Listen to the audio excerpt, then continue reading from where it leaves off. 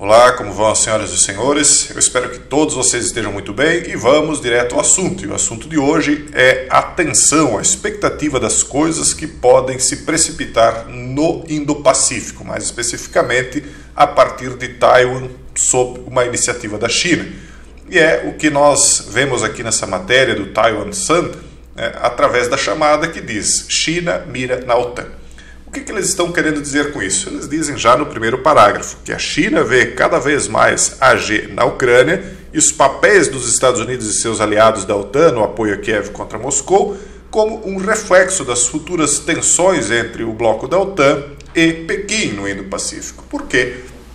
Porque Pequim, a China já deixou bem claro que Taiwan, na mentalidade deles, pertence à China e, portanto, eles vão, um momento ou outro, requisitar para si esse território. Eles têm feito manobras nesse sentido e eu já tenho repetido inúmeras vezes aqui que não é por conta apenas de um pequeno pedaço de terras, mas é por conta de aquilo ser considerado o maior porta-aviões dos Estados Unidos no mundo, aquilo, o país, Taiwan.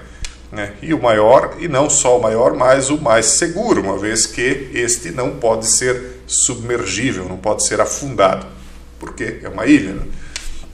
Então, esse grande porta-aviões colocado bem no meio da costa da China, né, é algo que a mantém muito fraca, né, no quesito oceânico, né?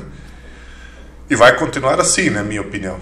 Não que ela não vá tentar de outra maneira sair desse cerco em que ela está, mas, na minha opinião, isso se dará por terra. E isso diz respeito àquela antiga profecia, na minha opinião, dos 200 milhões, né, de botas no chão, ou 400 no caso, porque são 2 botas para cada, né, rumando do Oriente rumo ao Ocidente. Eles dizem o seguinte: desde que os tanques russos cruzaram pela primeira vez a Ucrânia em 24 de fevereiro, Pequim tem andado em uma linha estranha entre não dar apoio total a invasão de Moscou, enquanto acusa os Estados Unidos e outros países da OTAN de provocar a G, ao permitir que a aliança de segurança se expanda para o leste, apesar dos protestos do Kremlin. Então, por um lado, ela diz que não dá apoio. Por que ela vai dizer que não dá apoio? Porque ela não quer ser sancionada, né? Porque no momento não é interessante a virada de chave. Então ela está, na minha opinião, fazendo todas as questões em Xangai, de fechamento e tal, porque isso faz parte de uma G comercial que já começou lá no tempo do ex-presidente norte-americano, o inominável por enquanto aqui no YouTube, né? É o proscrito. Começou essa G, essa disputa comercial lá atrás e ela continua e vai se intensificando. Então nós vemos que nos Estados Unidos, por exemplo, já fiz um vídeo, acho que foi até no outro canal, falando sobre o fato de que até mesmo Fórmula Infantil, 40% das marcas de Fórmula Infantil estão esgotadas em vários estados norte-americanos. Está começando a faltar mercadorias lá. Por quê? Porque eles foram imprudentes, né? Eles transferiram várias das suas fábricas, do seu chão de fábrica, para a China. Muitas já começaram a retornar, mas isso é um processo muito lento. Uma fábrica não é como uma casa que você monta de um mês para o outro.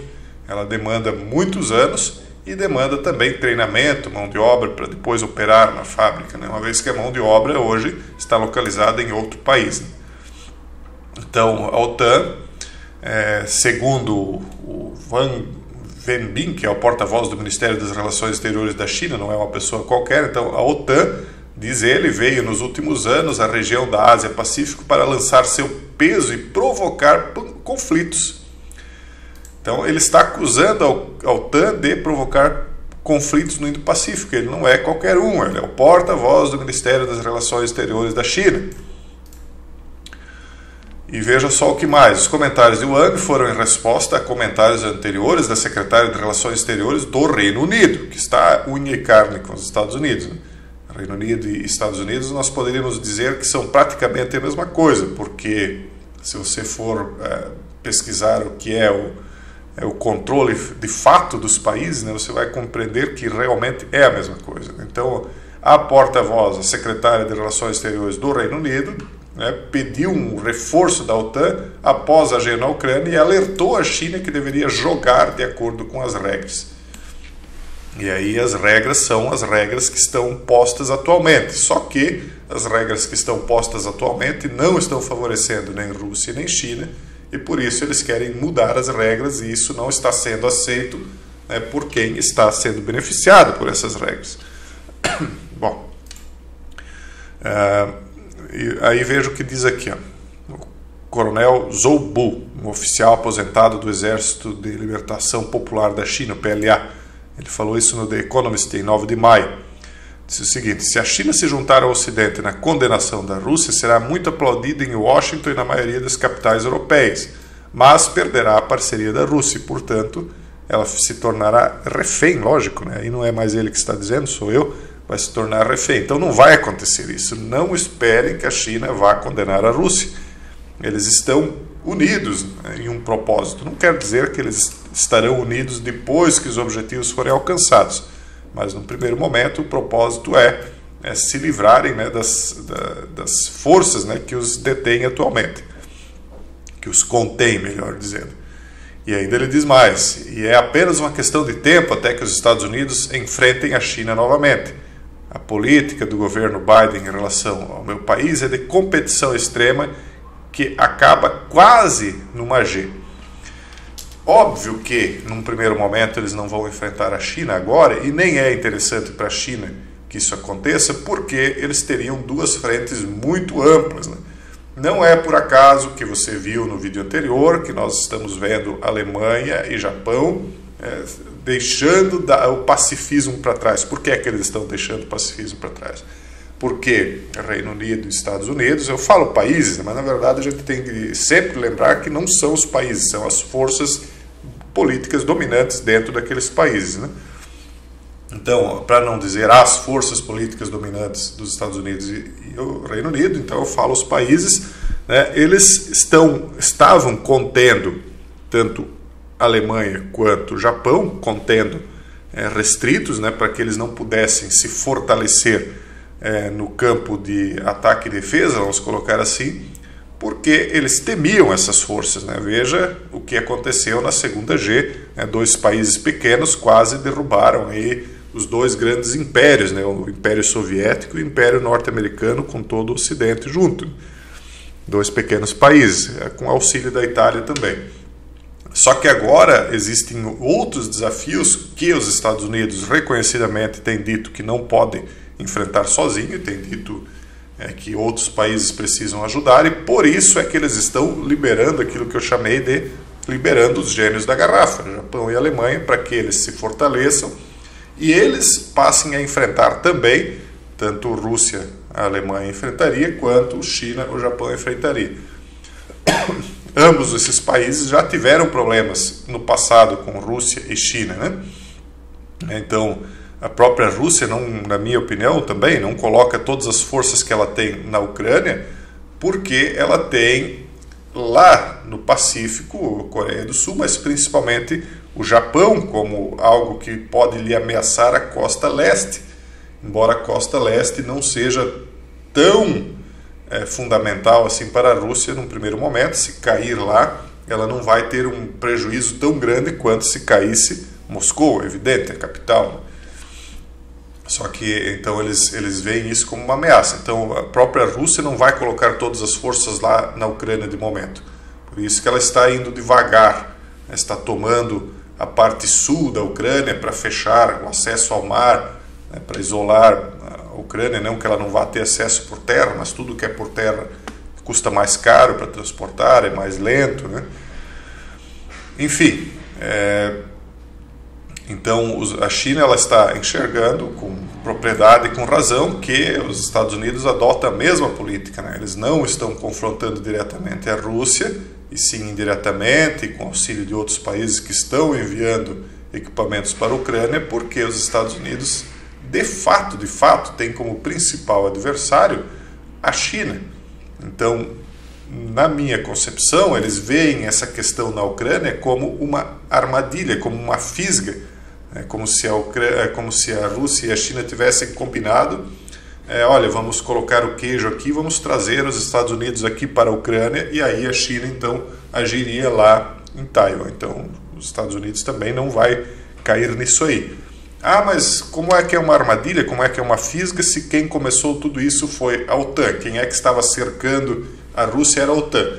Independentemente disto, ao se sentir cercada, a Rússia determinou que ela tinha de agir em algum momento, e me parece que, muito provavelmente, eles possam ter combinado sim com a China o seguinte: olha, a gente vai agir na Ucrânia, e a partir do momento em que as forças norte-americanas vierem para a Ucrânia, então vocês vão agir em Taiwan, e aí eles vão ter de dispersar as forças, né? Então seria o momento para que eles agissem. Por isso que eu digo também que os Estados Unidos não vai cair nessa armadilha, ele está em inação, não sabe o que fazer, e ao mesmo tempo eu continuo dizendo que a Rússia não vai parar apenas no território ucraniano. Agora, o plano A deles falhou, eles não conseguiram, através de uma chamada Blitzkrieg, chegar a Kiev com velocidade, mas eles estão indo agora com mais calma e vão chegar lá também, porque não há forças que os estão impedindo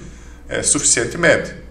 Então, os equipamentos que estão sendo mandados, por mais que estejam ajudando, estão apenas retardando, mas não estão impedindo o avanço dos russos ali dentro. E eu penso que, uma vez que eles consolidem uma espécie de nova Rússia ali na Ucrânia, aí vão avançar para outros territórios.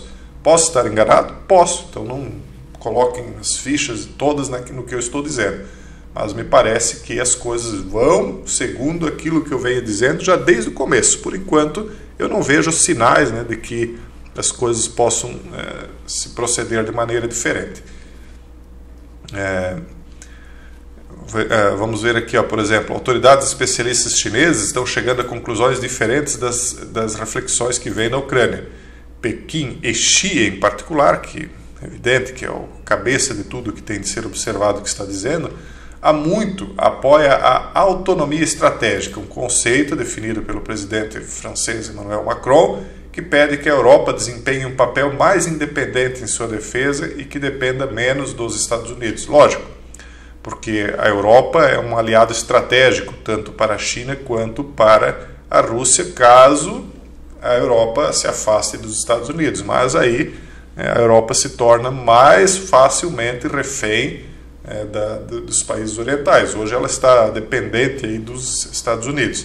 Mas existem movimentos políticos dentro da Europa que a estão direcionando para essa política nova aí que está surgindo do tal do eurasianismo, né, que nós já discutimos várias vezes, e a tendência, né, por conta de todas essas políticas de migração dentro da Europa, enfim, de afrouxamento, né, de várias coisas lá, a tendência é que vagarosamente a Europa vá, sim, se afastando do liberalismo. E aí, então, por consequência, né, ela poderá se aproximar mais da política euroasiática. Só que a tendência mesmo a longo prazo é que, eu nem diria longo, médio prazo, seria de independência mesmo, porque a Europa, na minha concepção também, é destinada a ser um dos reinos, dos 10 reinos que eu venho propalando aí para vocês. Então, ela ficaria aí em autonomia, a União Europeia como um todo mesmo, né? Por isso que eu penso que nós veremos a Alemanha aí, uma vez libertada, né? Uma vez podendo fortalecer suas forças novamente, vai acabar sendo uma espécie de cabeça da União Europeia mais uma vez, e não por acaso o Reino Unido fez o Brexit, porque estava sentindo que já não tinha liderança ali dentro. E é isso, pessoal. Eu acho que ficou bem explicado. Mais uma vez, vamos continuar prestando atenção ao que está acontecendo na região do Indo-Pacífico, lá na China e Taiwan especialmente, e continuar trazendo a vocês aqui as atualizações. Um forte abraço e até o próximo vídeo, se Deus quiser.